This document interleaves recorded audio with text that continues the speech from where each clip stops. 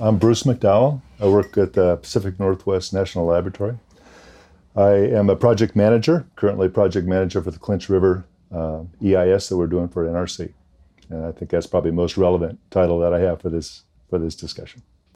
PNNL, Pacific Northwest National Laboratory, NRC, Nuclear Regulatory Commission, and EIS, sorry about that, it's an environmental impact statement. We are doing an environmental impact statement for the Clinch River project for NRC. Perfect. And I want to actually start out today talking about that, and then we'll circle back in the second half to your background, because this environmental impact statement was just approved by NRC last month, right? Yeah, April 8th. Yep. And so how about you walk me through sort of where the environmental impact statement falls in, the whole plan that the NRC has to approve for a nuclear site to be built, and what it took you guys to get it approved. Okay. Yeah, it was very interesting because this is a different type of project. It's one that it's a first of a kind in the sense that it's a small modular reactor. And what we're doing right now for the NRC is we're doing an environmental impact statement just to look at whether the site's a viable site. We're qualifying the site for a reactor type. And in this case, it's a up to 800 megawatt small modular reactor. And NRC has to do this type of environmental assessment for any sort of federal action, any major federal action. And this, of course, would be one, that they're approving the site for a reactor. And the environmental assessment that we do is just one part of it. They're also doing a safety review for the plant.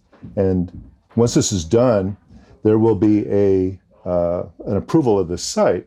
That is not an approval to build a reactor. TVA is the Tennessee Valley Authority, who is the proponent of this, is going to have to come in later with an actual application for a license to build the plant.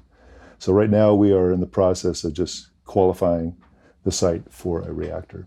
And it took us 2 years, and 2 years is not the fastest one on record, but it's the fastest one in the last probably 10 years and it's particularly remarkable because this had some unique challenges that NRC hasn't faced before. Yeah, so let's get into it. So I think, me hearing 2 years, I'm like, wow, that's great. That's really fast. Was this only for the assessment of one site, or this is assessing several different sites at once and deciding which one would be the best? Well, the concept behind these environmental reviews that NRC and all federal agencies have to do is that there is a proposal, and then the federal agency has to understand that there's other alternatives to the proposal, because if they're just proposing one thing, then you just kind of stuck with it. But any project like this has to look at some viable alternatives. And so we did look at a variety of different sites. This one is located in Tennessee, on the Clinch River in Tennessee. So we did look at some other sites around that area in Tennessee, but we also looked at other sites that would suit what they call the purpose and the need, and that's to supply power to a federal facility. So we looked at other federal facilities, and one of the key ones that we looked at was the Redstone Basin, Alabama. So yeah, we looked at a variety of different sites. The main one we focused on was on the Clinch River in Tennessee. And so you're looking at different sites. You settle on one in Tennessee. What's the nuclear scape like in Tennessee already? Why Tennessee? Well, one of the main reasons is that the proponent, Tennessee Valley Authority, is in Tennessee. Right. NRC is not proposing to build a plant. NRC is entertaining an application from an applicant, and in this case, the Tennessee Valley Authority service area includes Tennessee. Now, this Clinch River site is also unique in the sense that it was previously developed, partially developed, for the breeder reactor. This was back in the 70s. And so there was a lot of work that was done at the time to evaluate the site. They had some of the foundations poured, and you can even see today there's a big hole in the ground where they were going to put the power block. So the site's been previously evaluated. It's got a good water source on the Clinch River, which is a managed river by Tennessee Valley Authority. It's close to the federal facility, which there is the Oak Ridge National Lab. So it's an ideal kind of site in that sense. It's got the resources that you need for a plant. It's been evaluated before, and it's in proximity to where their load demands were. And so, because this site had already been previously evaluated and worked on a bit for a breeder reactor, how have you seen differences in the requirements for the environmental impact statement based on if it's a breeder reactor or a small modular reactor? In some ways, yes, and in some ways, no. If you look at the siting of a plant, you basically have a set of infrastructure, and that infrastructure interacts with the environment in different ways. It uses water, so you have to have a diversion, and you have to bring water in through pipes, and you have to have access, and you have to have transmission lines, and you have to put a power block in place. Those kind of interactions with the environment would be the same regardless of what type of reactor is inside that building. You're still going to be building a big building, a lot of infrastructure. And so some of those impacts are the same, but, some of the impacts are different. What TVA Tennessee Valley Authority, again, was talking about doing is, one aspect of this is their small modular reactors, which could be brought online incrementally over years. So if they have a total of 800 megawatts, maybe they only bring up 120 megawatts this year and 240 megawatts in 5 years. And so the socioeconomic impacts of that are different. You're going to have, as those things go into place, you have to think about the timing of those impacts, not only just what impacts they are, but when they would occur. And so some things like that are different than a large plant. Boom, you put that one plant in place. Yeah. So you mean the socioeconomic impacts, like as there's, better power supply, you can have more industry and then more growth in the area surrounding the site? That's one aspect of it, but these plants are very big. You're going to have thousands of people come in to build it. And so that big influx of people into that region, you have to think about, well, where are they going to live? Where are their kids going to go to school? What kind of, all those people going to come in is going to be a big benefit to their tax base. It's going to be economic boost to the community.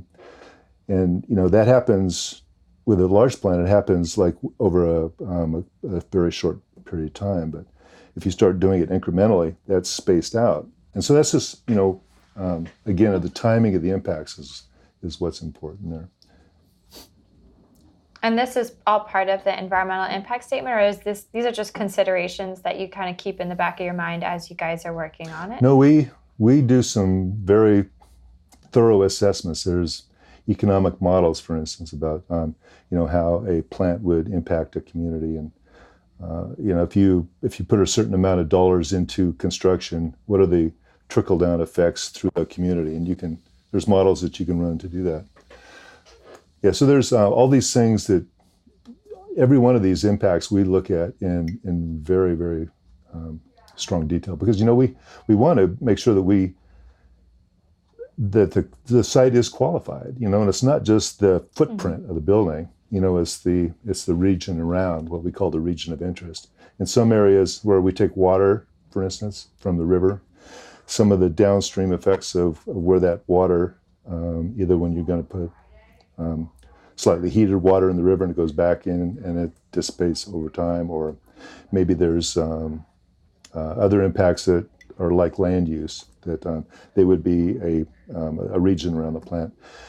But each one of these resource areas, we think about, okay, what's in the plant, what's around the plant, what's surrounding, and try to put in the context of the whole area, the whole region. Yeah. So why don't you take me back to the start? Let's say the day where this project was put on your desk. Where did you guys go from there? Well, actually, that's kind of the way it was. It was put on our desk. The Tennessee Valley Authority went to the Nuclear Regulatory Commission and started talking, even before they put the application in. We went through a whole long process of pre-application discussions to make sure that we understood what they were doing in putting their application together, and that they understood what our requirements were. So that and matter of fact, that was one of the best practices that was identified by the NEI, that pre-application stage was really critically important to establishing a schedule and then keeping on that schedule. So that's what it was. They came to us and they said, we'd like to build a plant here. We're starting to put an application together. We had a series of meetings with them where we went down to the site, took boat tours around, saw the site, and got a better understanding of what they wanted to do. And then that's when we started learning about, okay, what is different about this project? We've done a lot of EISs, environmental impact statements, before, quite a few for the NRC.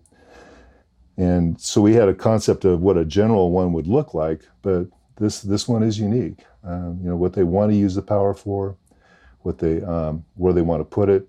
This one, as I said, it was a former site. So there's some opportunities that we had to take advantage of, previous work that had been done, and also as a large agency themselves, Tennessee Valley Authority has relationships with other agencies and has a lot of information about the site that we were able to use too. So that's what, when it first came in, they said, okay, well, this is what we want to do. And we said, okay, what do we need to know? And that's how we started gathering information and understanding the project. Yeah, and so where do you start in gathering information? Well, each resource area is different. I'll just use an example. Biology. That's an area where there are some endangered species of bats. And so we initially would go out and we would talk to the Fish and Wildlife Service. Fish and Wildlife Service keeps records of, where you would find bats and which ones you would be concerned about.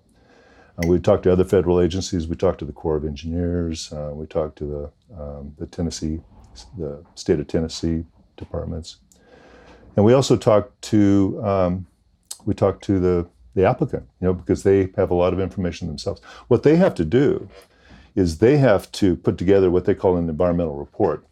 They submit that to the NRC, and so that is really the key basis for how we look at it. In some ways, we look at that as the basic environmental description, and we're going in and we're doing our own independent assessment of what they're telling us. And so that involves talking to other agencies, doing our own assessments, going out in the community. We did probably 4 different trips down there to look at the site. Wow. So that's the way we approach it. Yeah. Why don't you paint a picture of what the site looks like? Well, it is. It's in Rolling Hills in Tennessee. It's a managed river. So this is one of the interesting things about the way they manage the river down there. Is it's on the Clinch River, but it's on the Watts Bar branch of the Clinch River. Watts Bar. It's on the Clinch River branch of the Watts Bar Reservoir, I think is the way it works. But they manage that whole river system with a series of dams. And they release water from the dams, and sometimes they store water in the dams, and sometimes the water is going downstream, and sometimes they shut off the water in the dam. And one of the things that's interesting is that when they do that, that reservoir is like a big bathtub, and if they stop it at one end, there's kind of a slosh that happens, and the water goes back upstream.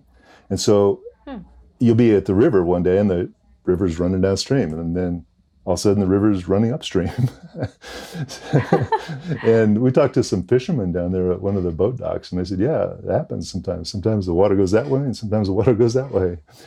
But it's a real beautiful place. I mean, nothing's happened since they initially did their the Clinch River breeder reactor work back in the 70s. So that's going on 50 years ago. So it's a beautiful, beautiful river. It's all hardwood forest along the edges of it. Some farms. It's beautiful. Is it so? Is the plant being or proposed to be built to provide electricity to like residential consumers or to manufacturing processes? Well, it's interesting. TVA has. Hope I can use at least that acronym now. The applicant has several purposes for this power plant. A typical power plant like Vogtle, Mm-hmm. or the one that was proposed at Bell Bend. I worked on that one for about 8 years. The utility comes in and they say, okay, we anticipate some load growth in our service area, and so we need some base load power.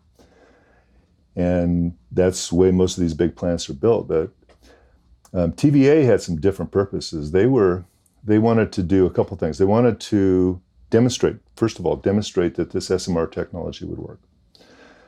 They wanted to provide a secure power to federal facilities. So, and by secure, it means that power source would still be viable after some sort of disruption. Maybe there's a terrorist attack, or maybe there's a hurricane or something. That power source would be close enough and dependable enough that it would provide power to a federal facility. That was another goal. They had a goal of meeting some greenhouse gas objectives. I think there was another one that they could incrementally follow the load growth. So this was, again, not one big baseload plant, but they could ramp up their generation to match how their community grew. So those are different types of reasons why they wanted to build this plant. Of course, 800 megawatts is a pretty big, which is the size of their application. 800 megawatts is a pretty big plant. It's not the smallest plant in the U.S. and it's not the largest, but it's kind of a mid-range. And so they would, if they build a plant like that, it would definitely provide power to their service area, besides just Oak Ridge. Oak Ridge is much smaller. But those were the goals of their application. So it's a little bit different. And for us, when we're looking, okay, what's an alternative? An alternative is not to build another big, huge baseload plant in Alabama. It's to build a plant in Alabama that also demonstrates small modular reactors, that also meets greenhouse gas objectives, and it provides a secure power source to a federal facility. So our alternatives were different because that criteria is different. Now, I do have to say though that that was what the applicant wanted to do. The NRC, when they're approving this application, the commission is going to approve this site is good to put a plant. So their purpose is a little bit different than what the applicant's purpose is. The NRC just says, okay, we've looked at this site, and this site can support that type of plant. Yeah, and it seems like, so at least TVA's reasons for wanting this site and small modular reactors in particular are because nuclear and small modular reactors provide that sort of accident proof or accident resistance with the lower greenhouse gas emissions and the ability to scale, right? Where like other coal or natural gas or hydro or wind wouldn't necessarily be able to provide that. Yeah, the thing that the SMRs are being designed now to do are to be able to what they call passively safe, which means that they don't need active power systems to maintain cooling following loss of station power, things like that, which is what happened in Fukushima. They lost the ability to run their cooling systems. The designs are coming out with now are they're designed that if the plant loses offsite power, if they have to shut down, that it can be passively cooled, and that's a big safety improvement. Mm-hmm. So that's a big difference between again when TVA was talking about demonstrating SMR technology, that's part of it. That it's a safer technology. And of course the nuclear doesn't have a zero carbon footprint, but the carbon footprint compared to fossils is orders of magnitude smaller. It's not as small as maybe wind or solar or hydro, but it's quite a bit smaller than the other fossil fuels. I'm sure, and we'll cut this little section out, but I'm sure when you get on the phone with Brett, because I'll forward him your information, he'll debate you on that one. Oh, what? On which one? On the carbon footprint? On yeah, the carbon footprint of nuclear. I would bet that he's going to pull out some sort of analysis to show that in the long term, the construction of wind turbines and solar panels might have a bigger greenhouse gas impact. I don't think we would have an argument there. Yeah. So I guess I was maybe just looking at the scale between those types of the carbon footprint of those types of energy sources versus fossil. Yeah. But no, I agree with them there. I think that, and nuclear, you look at the carbon footprint of the entire fuel cycle too. So it's not just what is going to happen at Clinch River. It's how much energy does it take to dig up the uranium and then process the uranium and then transport the fuel and dispose the fuel. So, there is a footprint involved in all of that. Whether or not it's more or less than wind or solar, I'm not an expert on that, that's for sure. But I wouldn't argue with them. So one thing then that makes me think of is, do you guys do, any sort of life cycle analysis type of testing for these environmental impact statements? I'm not sure what you mean by that. Or, is it just sort of the approval that you'd need to just say, like, okay, this site is good for now? You don't really have to look at things so long term? Or you guys, how long term are you looking at, the waste disposal or possible decommissioning, and how good the site is for those sort of adaptive changes that you might need as the plant scales up? Well, so I'll split that into a couple of questions, if you don't mind. What we're doing now in this the environmental impact statement we're doing now, we're just looking at the site. So all we're doing right now is we're saying this site is qualified. They're going to look at those questions like you're talking about in more detail when TVA actually comes in and says, I want to build a reactor. Here's the reactor I want to put down, and here's what I want to do, and here's when I'm going to build it. And at that point, what they would apply for is a license, and those licenses are good for 40 years. And so, we would, at that point, looking at that license, we would look at, okay, here's the impacts that are going to happen over 40 years.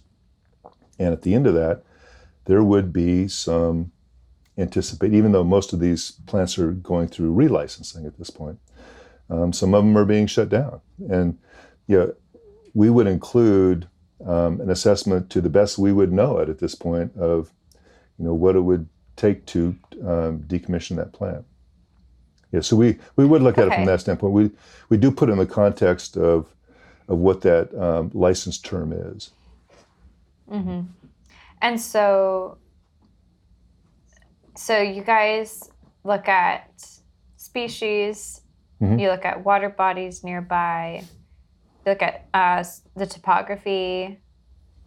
One thing about the water, is it a requirement to, measure how far down the water table is and determine possible contamination of the water table? Well, that is a good question. At the Clinch River site, that was one of the major concerns. Because Clinch River is located very close to the Oak Ridge National Laboratory, and because of past activities there, a variety of them. I don't know if you can point to one or the other, but they were involved in the Manhattan Project, and there's Y12, and there's a lot of facilities there. There is and has been an identified groundwater issue there. And so we had to, as part of our work, determine, okay, well, if we're going to build this plant and we're going to sink it down, 60, 80, 120 feet down below the surface, are we going to get down to the point where we could potentially discover that we were in a contaminated water area? And that's kind of one of the aspects of these environmental assessments that we think about is that there's the impact of the environment on the plant, and then there's the impact of the plant on the environment. When we build this plant, we dig a big hole. We're going to maybe disrupt a groundwater, an aquifer, maybe an underground flow, and so that would be a way where we would disrupt the environment. But on the other hand, if there's a contaminated plume or something, and we get into it, then that plume could be affecting our plant. And so yeah, we did look at groundwater, and particularly as a potential environmental issue that we would impact groundwater, or we would perhaps in some way contribute to some sort of groundwater problem. So we had to look at all those aspects of groundwater. Yeah, that's interesting because I wasn't thinking about it going both ways. It's like, oh, just clear the land. That'll be enough to build the plant, and then just make sure you don't hurt the land around it. It's fine. Yeah, well, no, so I have another good example. I worked, one of the first projects I did was the relicensing of Peach Bottom, which is a plant in Pennsylvania. And they are on the Susquehanna River, and they release heated water into the river. And particularly in the wintertime, that heated water, where the rest of the river is frozen, it creates an area that is open. And because they've, at least, this is probably 10 years ago I knew about this, so it may have changed, but there is a bald eagle population that comes in and hangs out below that power plant because it's a good place to, in the wintertime, to go fishing. And so, that's a plant, that's the thing about the plant that, where the plant affects the environment. In that case, the bald eagles come back and take advantage of something that's happened there. So. Yeah, it's a nice interaction. Yeah. And so are there other nuances, about this site and what you guys had to do for the environmental impact statement?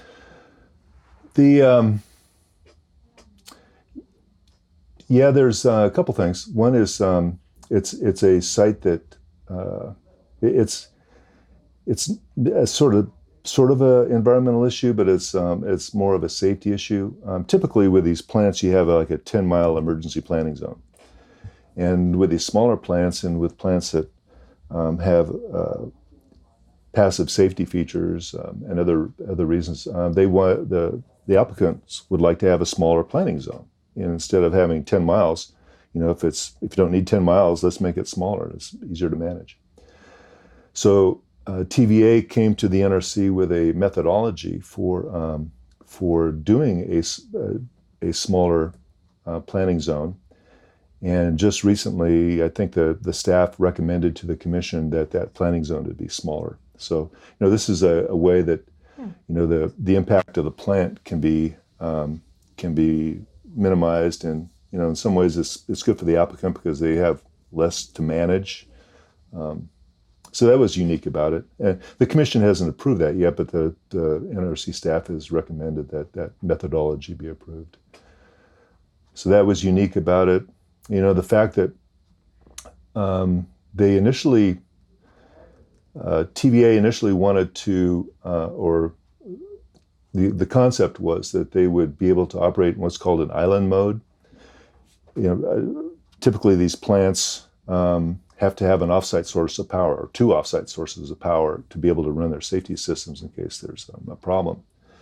But they wanted to be able to provide a secure source to Oak Ridge if the whole grid goes down. And that means that instead of the whole massive grid supporting all these different plants, that Clinch River could still keep operating with a direct line right over to Oak Ridge. And so you got Oak Ridge and TVA, and that's their whole little system that operates after their grid goes down.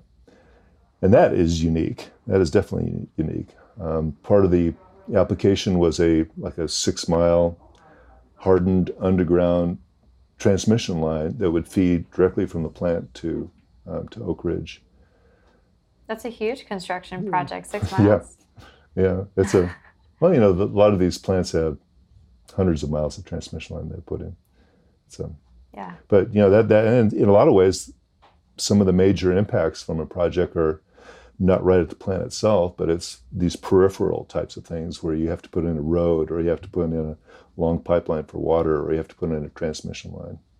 Some of the bigger impacts come from those parts of the infrastructure. So those parts of the, I don't know if there's necessarily any infrastructure there, but the past construction that was supposed to be for the breeder reactor, are those proposed to be actually used in the construction, or is that going to be part of the construction application, not so much your job? Yeah, they really didn't get into that at this stage. They drew some squares on a map and said, here's where the power block's going to be. But it's good enough for now. They did do some borings and things like that just to make sure that there's not an active fault or anything like that. But yeah, they didn't do really the full, this is exactly where we're going to put it. And what they did before, they basically had a big hole in the ground, so there's not any big infrastructure that they could take advantage of from what was done before. Yeah. And then what are some of the next, I'll repeat it in a second. Yeah. Okay. So what are the next steps? Well, I think the next step is in the near term, the NRC has to approve or disapprove the permit application. And once that's done, then TVA will have that site banked, if you will, for a future application. They will have to decide at what point they want to come in with an actual application to build a plant. And I haven't heard, I don't know if anybody's heard what their plans are for when that could happen. I think my own opinion, because this plant is so large, like 800 megawatts, only part of that would go to Oak Ridge. Again, this is my opinion, that they would have to have a better idea that what they could do with the rest of the power, besides just what they would give to Oak Ridge. And again, that's purely my opinion. And I don't know if they know that yet. Yeah. Why can't they just say, we're going to build a smaller plant, we don't need the extra They power? could. Yeah, they could come in and they could say, instead of, one of the designs out there that I know is being considered or is being speculated about anyway is NuScale. NuScale has modules that can go up to 720 megawatts. I think you've interviewed several people on your podcast that are certainly involved with that, Jose Reyes and others. But they could just build the infrastructure and only put in some of those modules and follow the load growth. Whether or not they do it that way, it's I don't know. So the next step, I think, would be for them to announce a decision that they're going to come in with an application for a combined operating license. And then what about for you? Are you wrapping up on this project then, going on to other projects? Or? Yeah, the NRC will have hearings. There's a mandatory hearing on the Clinch River application in August. And after that, we'll probably close out at least our piece of it, September timeframe. Yeah. What's this hearing? What's the purpose of it? Who's there? Well, there's two types of hearings. There's a mandatory and a contested hearing. And a contested hearing happens when somebody is contesting the application. In this case, there were no contentions admitted, so it's a mandatory hearing. So that means there's always a hearing on any big major action like this, and NRC just has to, hear the arguments or actually what happens is they have the opportunity to come in and ask the staff all questions about how'd you guys do this? What did you do there? What do you mean by that? And it's a mandatory thing for all of these types of actions. So it's like this interview, but way more pressure and way more in detail. And way more prepared for it. I'll tell you, the preparations we're going through now are, we're going to be ready. We're going to be ready. Good. And when did you say that was? It's August. I want to say August 14th, but I'm not sure the exact date. Okay, you'll have to let us know how that goes. Yeah, I will. So tell me a little bit about yourself, how you got into the nuclear field to begin with. Okay. Well, back in the day, um, I grew up in Northern California, my mountains north of Tahoe, and my father was a logger. And so this is probably different than the people you've interviewed on this program before. Um, um, and I worked for him in the summertime when I was in high school and when I was in college. And after I got out of college, I went to work with him. And at that time, he had, I think, figured out that it was easier to buy and sell timber than it was to actually do the logging. So my cousin called it flipping timber. But we would go and we would find small parcels of land in Northern California, and we would either buy the timber or we would buy the land and then log it, and we would keep the land. And we'd done that a couple times. And we bought this one parcel. It was a set of old mining claims, 20-acre mining claims, and they're all named after bears, like polar bear, cinnamon bear, brown bear. It was called the Five Bears Mining Claim, and it had a stream running through it. So after we logged it, we didn't know what we were going to do with it. And my dad said, you know what, maybe we ought to put a little dam on that stream and put it in a pipe and run it through a Pelton wheel and make electricity and sell it to PG&E, the local utility. You're a smart dad. Well, yeah, he didn't know how much work it was going to be, but I said, I don't know, why not? Maybe we can do that.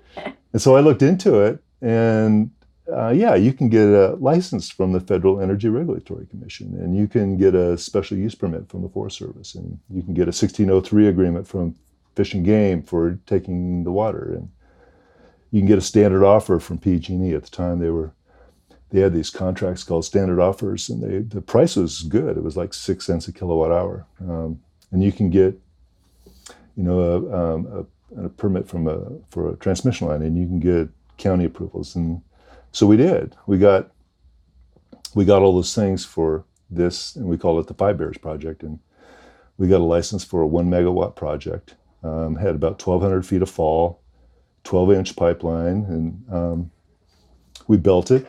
And then sold it to a French company.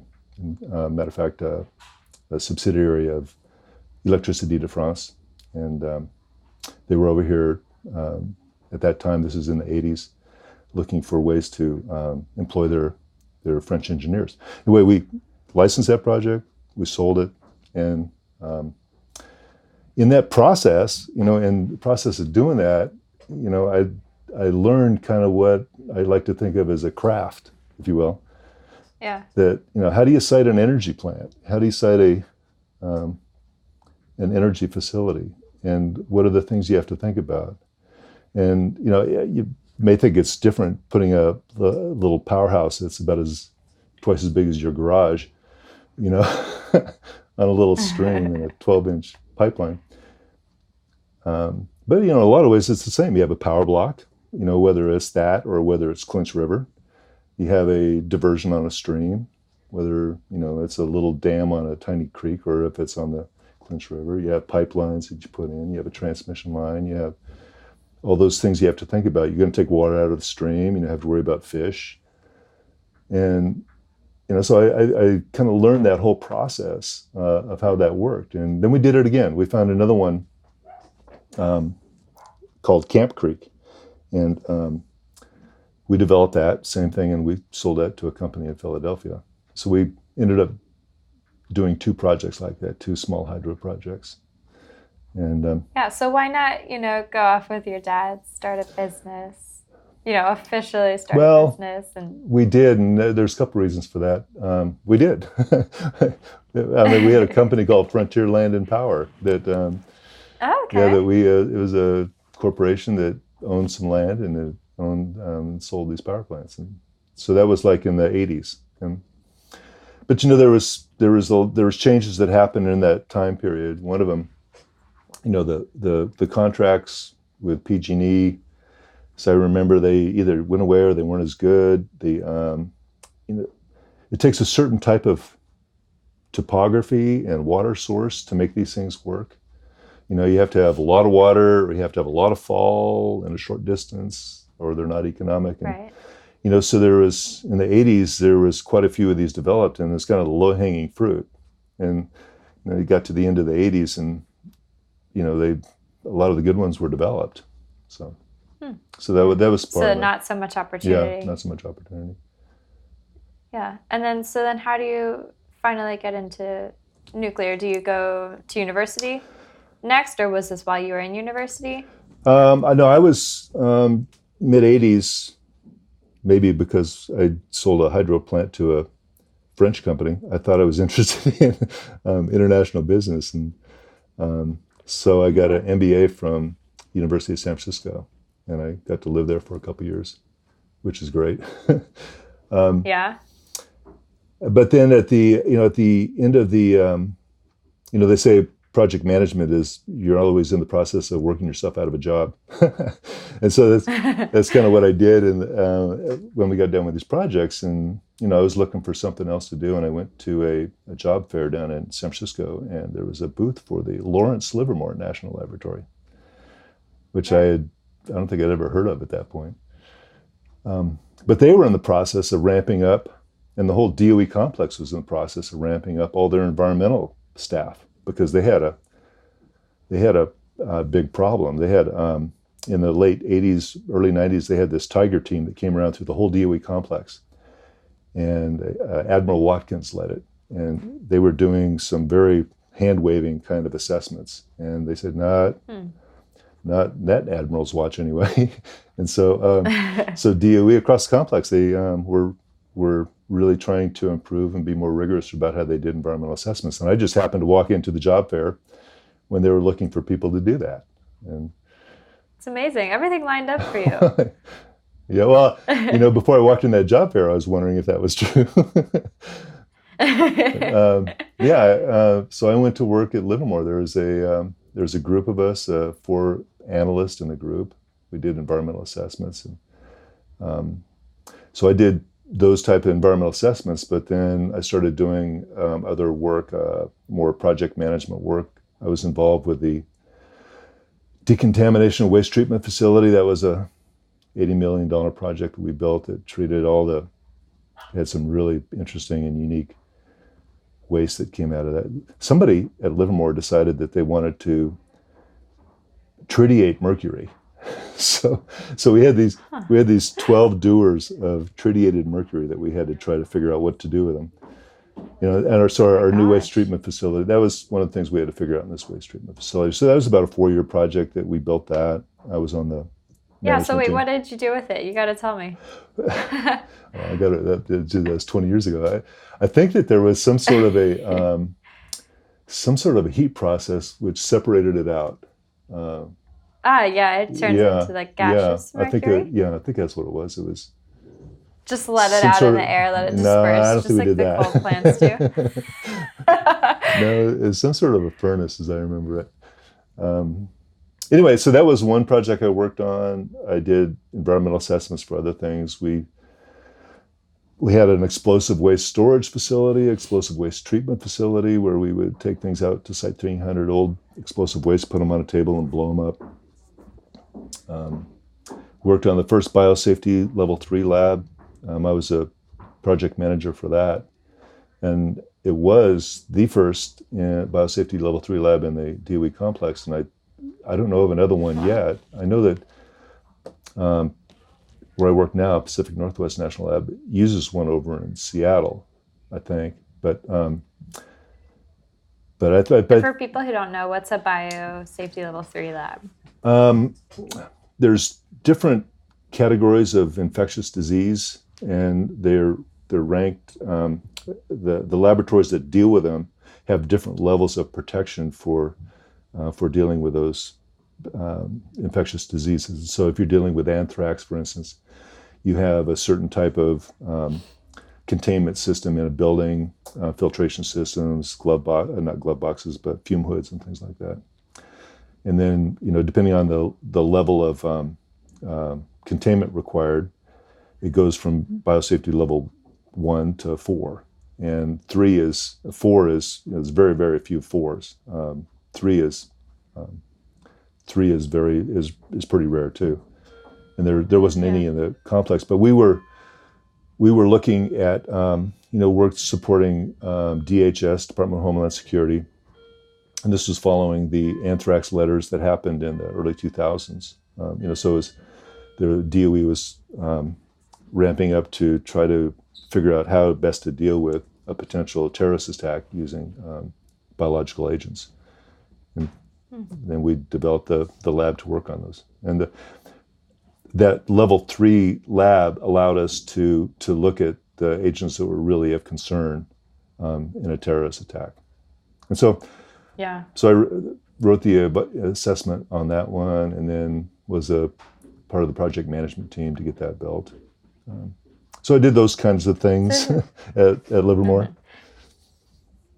Yeah. So, I mean, so your job is really like a lot of permitting based work where, you have to really thoroughly read through regulations and sort of think through different scenarios and test different things to put a comprehensive, like, hey, this is what's safe and this is what's feasible. I mean, this is like what you've been doing ever since you and your dad had the idea for the dam. Ever since we figured out, geez, can we put a dam on that stream? And how much water do we have to leave in?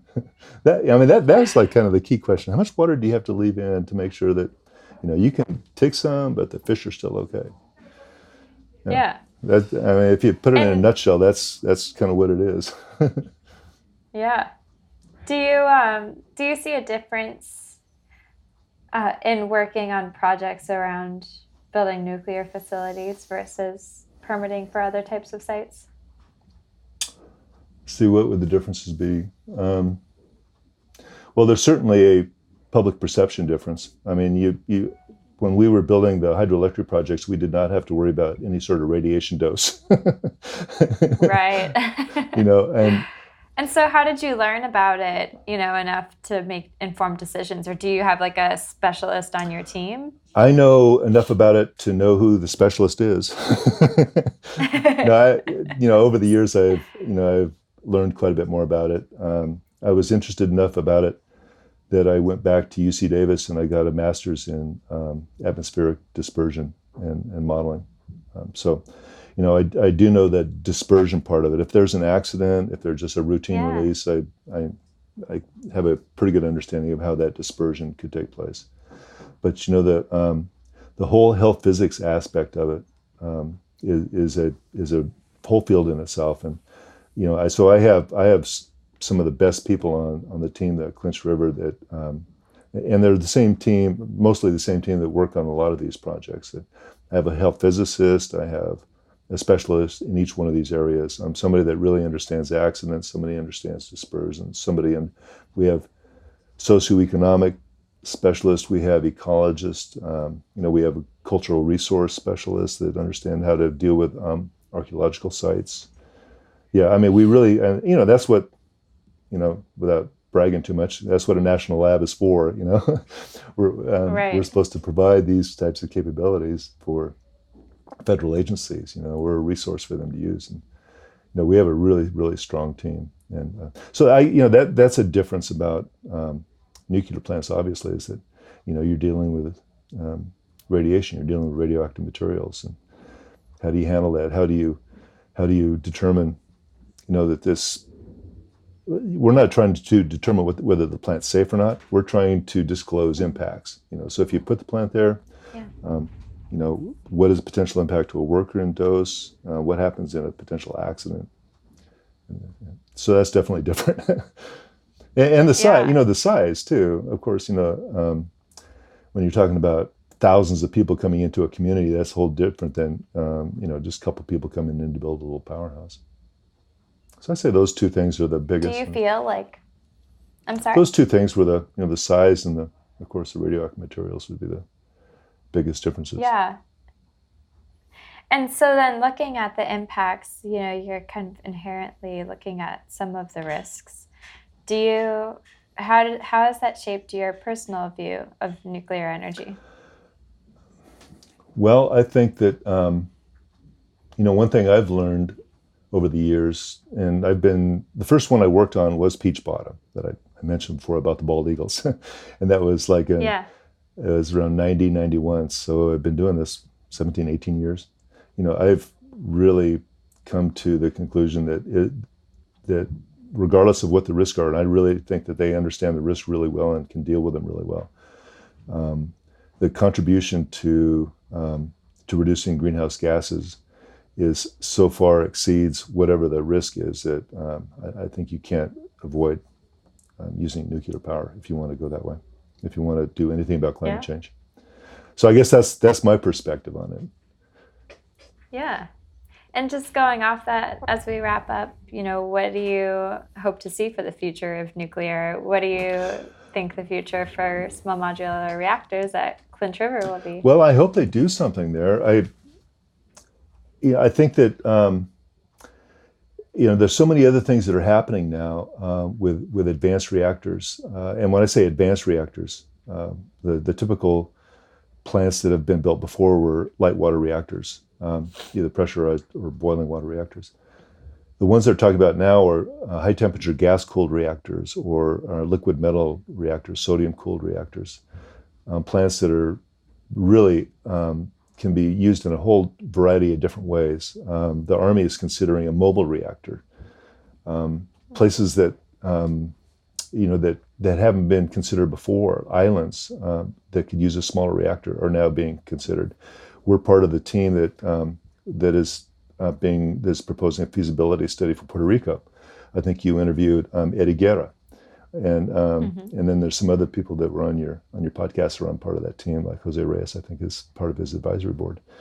Places like that where you really expand the potential use of nuclear power. I think those are really interesting. I think that's where the future really is. The large baseload plants, they're so expensive, and if you look at the experience of Vogtle and Summer, there's got to be a lot of financial nervousness about building a plant like that. And TVA's the application for Clinch River is 800 megawatts, so that's a large plant. It has a large financial risk. Some of these smaller ones are, you reduce some of that risk. I think the future is looking beyond just the traditional applications as for nuclear power as baseload power, and it's more of these non-traditional, and not even for electricity. I mean, for heat sources and other applications. Yeah, absolutely. Bruce McDowell, thank you so much. Thank you for having me.